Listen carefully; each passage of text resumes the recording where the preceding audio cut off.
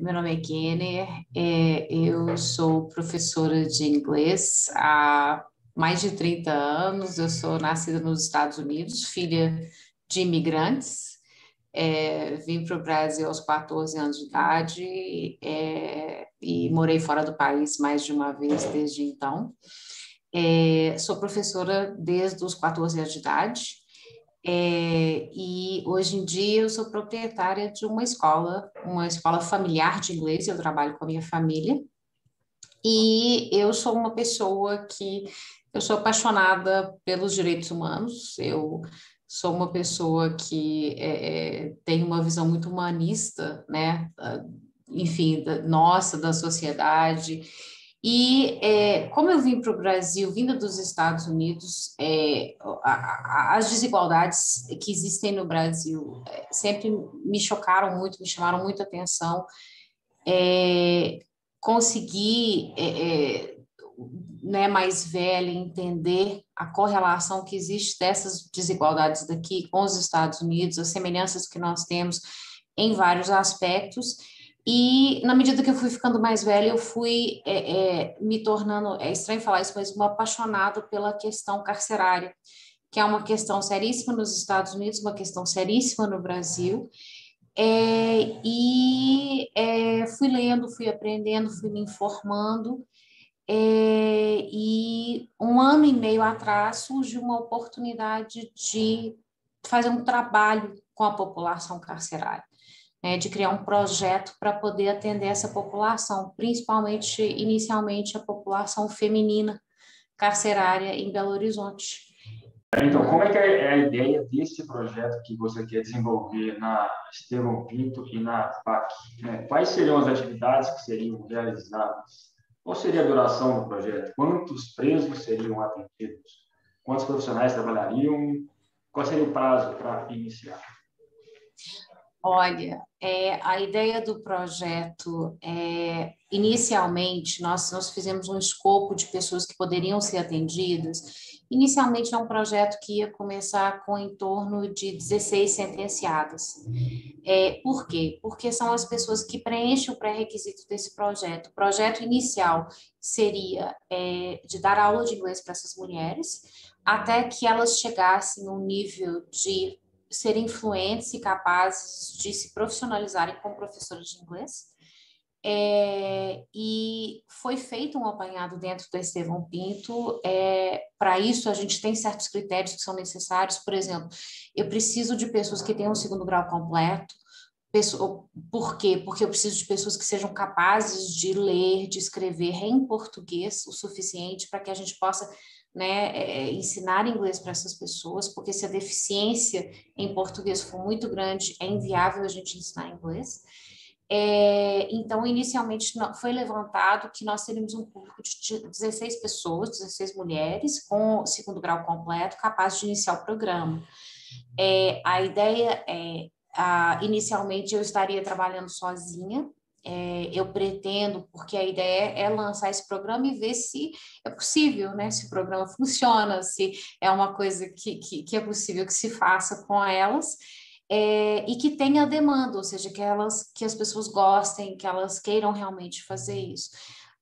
Tendo sucesso, é possível ampliar. E como eu acho que a gente sempre tem que experienciar para poder ver o que vai acontecer, quais os desafios, para realmente construir um projeto maior, a professora inicialmente seria eu. E a ideia seria essa: para que você consiga tirar as pessoas de um nível de zero, por exemplo, de conhecimento de um idioma, e fazer com que essas pessoas cheguem a um nível de fluência, tendo bastante tempo, que é o que eu conto com o fato delas terem bastante tempo lá dentro, livre para estudar e tudo mais, com bom desempenho, eu preciso de 3 a 4 anos. Então, é um projeto de uma duração mais longa, né? E essa seria a ideia inicial. O final do projeto, na verdade, não seria só a formação delas em inglês, mas seria uma formação final eu não gosto dessa palavra, mas eu tenho que usar porque é o que se usa hoje em dia, Empreendedorismo. O que que é isso? Eu estou buscando também uma parceria com o Sebrae e com instituições do governo, e é por isso que o projeto precisa ser oficial, para que eu possa ter um convênio com a Secretaria Estadual de Segurança Pública, para poder buscar, inclusive, esses convênios, por exemplo, com o Sebrae, para poder dar aula para elas de como ter uma pequena empresa, como se tornarem pequenas empresárias, porque a ideia seria que elas pudessem ter suas próprias escolas, seus próprios cursos, porque o que acontece? Um dos maiores problemas que as pessoas têm, que são egressas do sistema carcerário, é que elas não conseguem emprego. É muito difícil você conseguir emprego tendo passado pelo sistema carcerário. E elas podendo ter, por exemplo, sendo professoras de inglês, elas podem ser professoras particulares, por exemplo, mas também podem abrir escolas em conjunto, escolas, inclusive, dentro das suas próprias comunidades, né, que é um trabalho que seria muito benéfico para as pessoas que estão lá dentro. E para elas também, para elas terem independência econômica. Então, o final do projeto, na verdade, é formação em inglês e, finalmente, uma última formação em empresariado, em como ter um pequeno negócio via, por exemplo, o Sebrae, para que elas pudessem pegar esse conhecimento de inglês e transformar ele realmente num trabalho efetivamente. Qual que é o prazo para iniciar? Isso é uma questão difícil, porque hoje em dia nós estamos com a questão da Covid, que realmente ela parou todos os projetos, né? A gente não tem condição hoje de entrar dentro de nenhuma penitenciária, inclusive as questões até das famílias das pessoas, elas não estão conseguindo entrar. Então, hoje, o que eu estou tentando fazer é viabilizar esse projeto online. É uma coisa mais difícil, porque o que a gente tem que fazer? Eu teria que conseguir, é o que eu estou buscando hoje em dia, a gente teria que conseguir, por exemplo, tablets ou computadores ou algo dessa linha que ficariam, né, dentro da penitenciária, guardadas em algum lugar que elas tenham para poder fazer isso e para que a gente pudesse fazer esse programa online. Eu não preciso nem falar assim como que isso é desafiador, né? Porque a gente está vivenciando isso hoje em dia, né? Com todas as crianças, todas as pessoas estão tendo dificuldade com isso. E a gente tem que imaginar o seguinte também, Bruno, que é muito importante, que a população carcerária em geral ela tem mais dificuldade com relação ao aprendizado e com relação à atenção, porque são pessoas que, via de regra, fazem uso, inclusive, de medicação psiquiátrica, que é muito comum dentro do sistema carcerário, ansiolítico, antidepressivo e outros tipos de medicação, né, para as pessoas suportarem. Então, assim, eu não tenho prazo hoje para poder começar. A minha esperança é que a gente consiga viabilizar alguma coisa para o segundo semestre desse ano. O que você quer fazer nesse projeto? O que te motiva a executar essa ideia?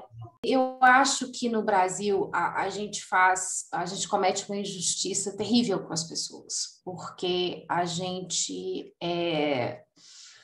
pega as pessoas que têm as piores condições possíveis de vida, as piores histórias de vida possíveis, e assim que elas cometem qualquer erro na sociedade, a gente pega e joga elas dentro de uma cadeia e tira delas, inclusive, a liberdade.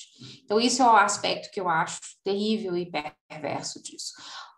O aspecto que eu acho interessante é que, principalmente para mulheres, muitas vezes, quando elas entram dentro do sistema penitenciário, e eu sei que isso é uma loucura, é o primeiro momento, às vezes, na vida que elas têm alguma regularidade na vida e que elas têm tempo, porque normalmente são pessoas que começam a trabalhar muito cedo, que têm filhos muito cedo, que têm família muito cedo, que têm muitas obrigações e que nunca tiveram a oportunidade de ter educação formal, que nunca tiveram a oportunidade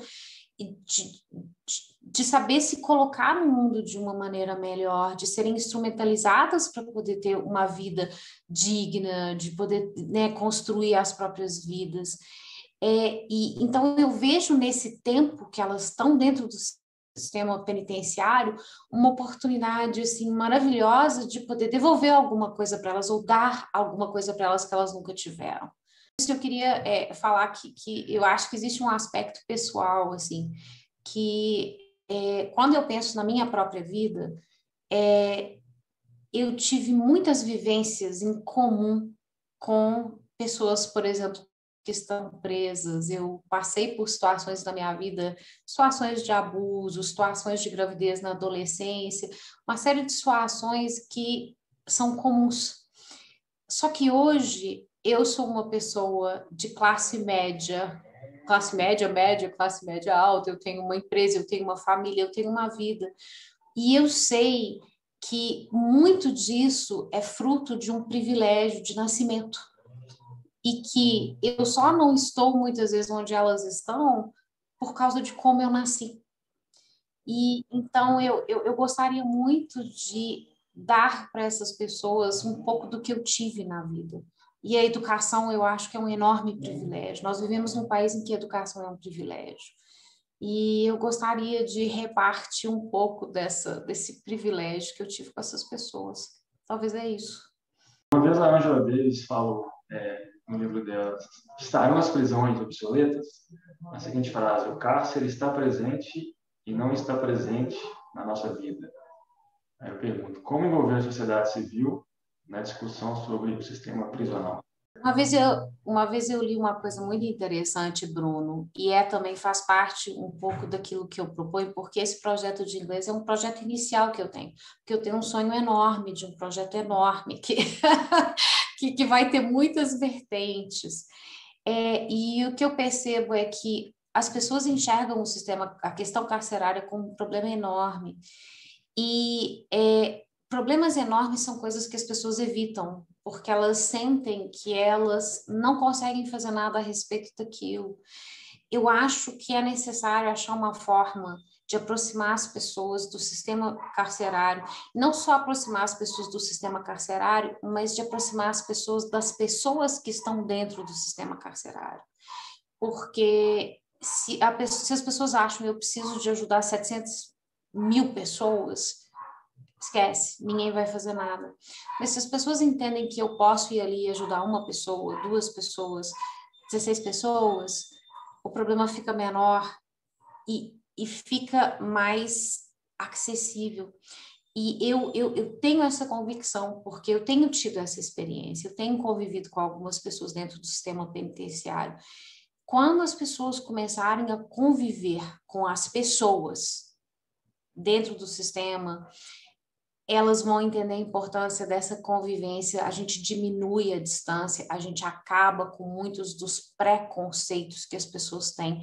E as pessoas vão começar a entender que as pessoas que estão lá são pessoas normais como elas mesmas, e muitas vezes estão lá por questões puramente circunstanciais. E a segunda questão é que quando as pessoas começarem a conviver com o sistema carcerário, quando as pessoas tiverem a experiência de entrar dentro de uma penitenciária, de olhar as pessoas que estão ali, de ver o que é aquilo, de sentir o cheiro que existe, de perceber tudo aquilo, elas vão entender visceralmente como que aquilo é errado e como que aquilo tem que ser erradicado da nossa sociedade e tem que haver uma maneira melhor de cuidar das pessoas, de integrar as pessoas dentro da sociedade, de resolver os nossos problemas sociais. Se você entra dentro de uma penitenciária, você entende que aquilo não é humano e que aquilo não pode ser solução. Mas as pessoas têm que vivenciar isso. Então, eu acho que a sociedade civil, através de ONGs, através de muitas outras formas que existem hoje, deveriam existir conselhos da sociedade civil que fazem parte da realidade carcerária brasileira, porque ela está distante demais da população. E porque ela está distante demais da população, as pessoas não sabem o que aquilo é. É a minha crença. Não, tá certo. Para finalizar, você falou que já em outras conversas que você realiza um amadrinhamento de uma pessoa que está Sim. presa. Eu pergunto, o que você faz exatamente por essa pessoa? Quanto tempo você é a madrinha? Como surgiu e como foi efetivada essa ideia? Isso é uma ideia que eu gostaria de transformar em projeto também. Foi uma coisa que aconteceu por um acaso, numa das visitas que eu fiz à prisão, na época que eu estava desenhando o projeto e eu estava em negociação com a diretora da penitenciária. Ela me falou que uma das questões que ela lidava com elas, que era muito difícil, eram as presas que é, eram abandonadas pelas suas famílias dentro do sistema carcerário, né? Eram presas e nunca mais tinham contato, tinham pouquíssimo contato com as suas famílias, e principalmente quando essas presas eram pessoas que tinham vivido muito tempo dentro do sistema carcerário, ou seja, tinham, né, passado quase uma vida dentro do sistema.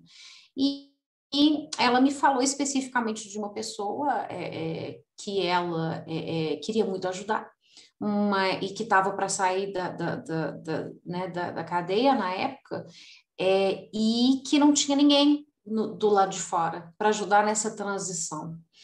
Então, quando ela falou assim, hoje eu precisava de alguém que quisesse ser madrinha das pessoas, quisesse ajudar, quisesse... E aí eu me ofereci. E nesse mesmo dia, ela então chamou essa pessoa para eu poder conhecer. E foi a primeira vez que eu tive contato com ela. Ela é uma mulher de 36 anos. E eu fui extremamente impactada por esse contato inicial, porque é uma coisa muito forte você ter uma pessoa sentada diante de você com algemas. E a gente, você fica sem saber exatamente como se comportar, mas assim, depois de 5 minutos que eu conversei com ela, eu falei, caraca, isso é uma pessoa igualzinho eu. E assim, realmente eu fui tomada por uma ternura absurda por essa pessoa. Então eu resolvi me tornar madrinha dela. O que significa ser madrinha, né? O que eu faço? Eu faço o papel que uma pessoa da família faria. Eu converso com ela de 15 em 15 dias. Hoje em dia, né, as visitas são virtuais, elas são por Google Meet, então a gente conversa de 15 em 15 dias. Eu providencio para ela as coisas que ela precisa em termos de complementação da alimentação, produtos de higiene que as pessoas precisam dentro da penitenciária, então shampoo, sabonete, a maioria das pessoas não sabem, mas isso não é fornecido, calcinha, sutiã, essas coisas assim mínimas que a pessoa precisa ter. Se a família não fornece, a penitenciária também ela não fornece, ela fornece apenas o uniforme que a pessoa usa, e normalmente é uma muda só de uniforme. E nós também, o que eu dou para ela de suporte hoje em dia? Ela é uma pessoa que deve sair do sistema carcerário daqui a 6 meses. Então, ela é uma pessoa que tem transtornos psicológicos, ela tem um transtorno esquizoafetivo. Então, o que acontece? Eu vou ajudá-la a fazer a transição do sistema penitenciário para a vida daqui de fora. Isso significa, por exemplo, ajudar ela a entrar em contato com assistência social, que ela vai precisar de suporte de assistência social. Isso é ajudar ela, por exemplo, ela terá que se aposentar por invalidez, porque ela é uma pessoa que usa medicação pesada e tudo mais. Então, ajudar ela a fazer esse processo de aposentadoria dela para que ela possa ter um salário e começar a vida dela do lado de fora. Eu dou alguma assistência para a família dela e para o filho. Enfim, é como se eu fosse alguém da família dela que está cuidando dela e ajudando ela durante esse período que ela está na cadeia. Quanto tempo você faz isso? E quais mudanças esse contato causou em você? Faço isso há um ano. E um ano e pouquinho já. E é uma coisa tão difícil porque eu acho que foi talvez pelo contato com ela e com a família dela, foi a primeira vez que eu realmente entendi assim os ciclos de violência, os ciclos de miséria do nosso país e a falta de perspectiva, a falta de esperança que esses ciclos trazem, assim, como que é a realidade do Brasil, como que é a estrutura de uma família que vive vamos falar assim, o pior do que existe na nossa sociedade em termos de pobreza e violência. Como que a violência é transgeracional, como que os filhos vêm, nascem em lares que são desestruturados, como que eles acabam se tornando traficantes por fome, por falta de escola, como que existe uma falta de assistência do nosso Estado e da nossa sociedade civil com relação à nossa população mais carente. Então, assim, isso é a primeira coisa. E a segunda coisa que é, assim, absolutamente assustadora é a capacidade afetiva que uma pessoa que passou por todas essas coisas ainda tem.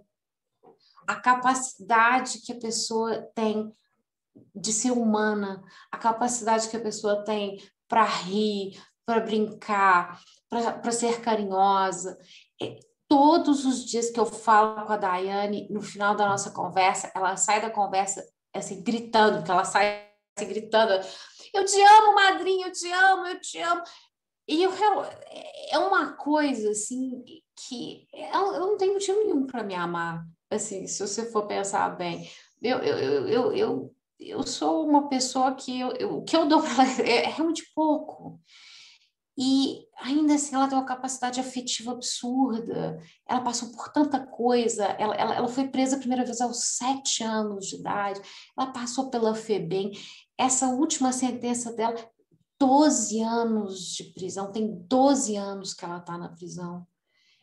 E ela ainda assim, ela canta para mim, ela compõe música para mim, ela me manda por correio as músicas que ela compõe. Ela tem esperança, ela quer sair da cadeia, quer alugar uma casinha para levar o filho dela, ela quer estudar. A gente tem conversado sobre estudar. Ela escreve, ela escreveu.